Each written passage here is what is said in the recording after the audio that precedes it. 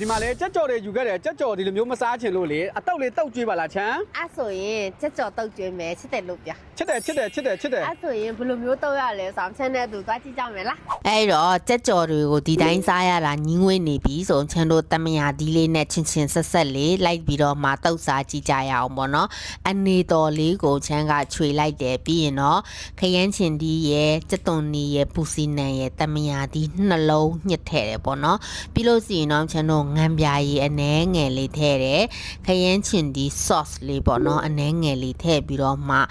ကြက်သွန်ဖြူရေနဲ့တောက်တာပေါ့နော်အဲ့တော့အဆက်ကတော့ငရုတ်ဒီစိန်ကြိုင်ငရုတ်ဒီစိန်တဲ့မကြိုက်ရင်တော့အလော်မှုတ်လေးချင်းလိုပဲထည့်ပေါ့နော်အရင်စားကောင်းတယ်ပြီးတော့အချိုသက်လေးအနေနဲ့ထညက်နဲ့ငယ်လေးထည့်ပြီးတော့မှတုပ်လိုက်တာပေါ့နော်သမင်းနဲ့စားရင်လည်းစားလို့ကောင်းသလိုဒီတိုင်းပဲစားရင်တော့မှအရသာအရင်စားကောင်းတယ်အဲ့တော့ဒီနီလန်းလေးကိုလိုက်တုပ်စားကြည့်ကြပါလို့တိုက်တွန်းလိုက်ပါတယ်အရင်အရသာကောင်းလို့အရန်စားကောင်းတဲ့ကြက်ချင်ဇက်တုတ်လေးကိုတုတ်ပြလိုက်ပါပြီတကယ်လို့ကအတုတ်ပိုင်းတွေအထောင်းပိုင်းတွေဝါသနာပါတယ်ဆိုင်တဆိုင်ကောင်းကောင်းလေးဖွင့်ချင်တယ်ဆိုရင်တော့အပြင်သွေးလာဖို့ဖိတ်ခေါ်လိုက်တယ်အပြင်သွေးမှာဆိုရင်ထောင်းနီးတုတ်နီး16မျိုးပါမယ်အပြင်သွေးချမ်းကိုယ်တိုင်တင်ပေးမယ်ပုံမှန်တင်နှန်းကြီးကတော့9,900စီတယ်ဒီဗီဒီယိုကနေကြည့်ပြီးတော့မှတွက်အပ်ချင်သေးတယ်ဆိုအထူးကြီးနောက်ဆုံးတနေရာစာ9,200နဲ့ရသွားမယ်